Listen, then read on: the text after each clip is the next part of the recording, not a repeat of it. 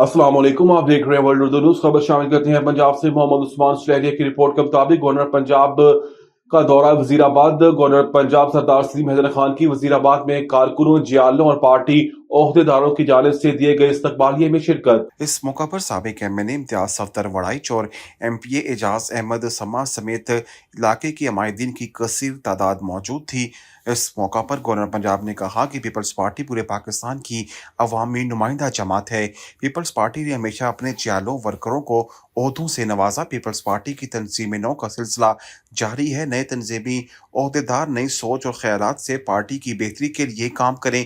Peoples party मजदूरों और पिसे हुए तबके की नुमाइंदा जमात है। हम सबको मिलकर पार्टी के लिए दिन रात मेहनत करनी है और आइंदा इलेक्शन में बिलावल भुट्टो जरदारी को वजीर आजम पाकिस्तान बनाना है। पीपल्स पार्टी अपने जियालों की खिदमात को कभी फरामोश नहीं करती। कारकुन हैं तो पार्टी है। इंशाल्लाह पाकिस्तान का मुस्तकबिल रोशन और ताबनाक है।